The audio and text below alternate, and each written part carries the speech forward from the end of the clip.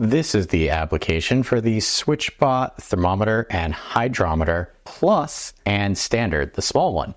You can see right here, I actually have both of them in my Switchbot app, and I will say the application is the same for both of them. So whether you're here for the Plus version or the standard indoor-outdoor thermohydrometer or thermometer and hydrometer, you'll get the same information here for both of them. Notice at the top, I have a home, and this is set up for climate within my home.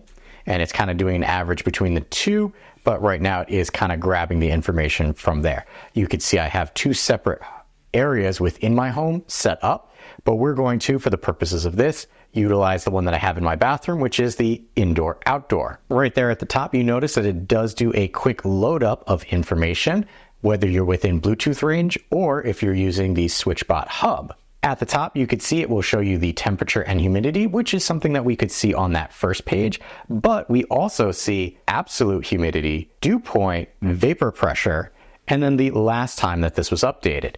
If we scroll down a little bit, you'll notice that we have a chart, and that chart will allow us to see hours, days, and then here we can see things are actually moving because the particular sensor that I'm using is in my bathroom. So I kind of put it in there to get humid and temperature changes. We have week, and you can see right there, kind of short week, but I can zoom in by pinching and zooming if I want to. And similarly for month, if I wanted to, I could simply pinch in and get a close-up. You also have a year. Haven't had this a year, so I can't show you that graph, but we also have a date. So if I come here and I select a date, it will show me information for that specific day. If we scroll down, we also will get charts and graphs for our humidity, showing us the average and the min-max, absolute humidity, average, min-max, but notice this one has a toggle. So I can select this to not show that particular graph if I don't care about that information. Any one of these that you want to know more about, there's a question mark right there. Simply select the question mark and it will give you information as to what this particular metric is actually measuring. We'll scroll down. Here we have dew point, average, min, max, and you can see the lovely chart there. And then our vapor pressure, average, min, max, again, has that toggle. And then here we have our summary showing that for this particular meter, it has done a total of 3,087 records, and its last recording time was pretty much right when I opened up the app to show you this information. I can select to load more data, which will either grab 68 days worth of data from the individual meter or 2 years worth of data from the cloud if you have it attached to a hub. I'm going to select not right now. I also have the ability to export this data, and I could select exporting every minute all the way up to 24 hours and then a specific start time and end time. And this will export the data in a CSV file for you to look at and really delve into if you wanted to. You also have the ability to clear your data right from here, wipes everything out. If we scroll back up to the top, that's everything that the sensor itself shows us. But if we want to make changes to the sensor, we come up to the sprocket icon right here in the upper right and select it. Right here we have our name. So if I select this, I can change the name, its location, either in a home or a separate home, as well as a room within that specific location.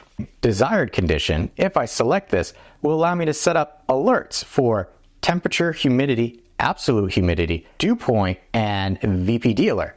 If I toggle this on, what it will do is send me a notification if temperature exceeds a set point of value on here. I can also select inverse, meaning instead of if it exceeds this set point, so here or here, it would do the inverse, so it would be in between rather than this way. Notice it's showing you where the red is, letting you know that's what's going to send you the notification.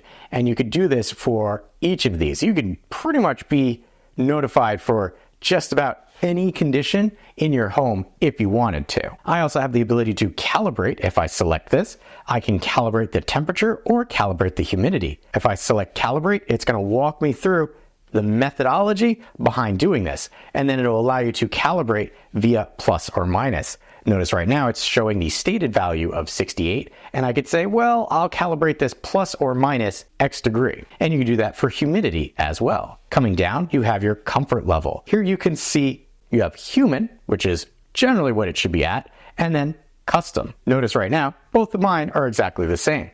But if I wanted to, I can change the range of what I consider comfortable. It'll let me know dry humidity is lower than ideal humidity, comfortable temperature and humidity are comfortable, and then humid, too much moisture in the air, and then you could select save. Coming down, you have cloud services. If you did not, when you were setting this up, select cloud services, this is how you could come back and attach this device to your Switchbot hub.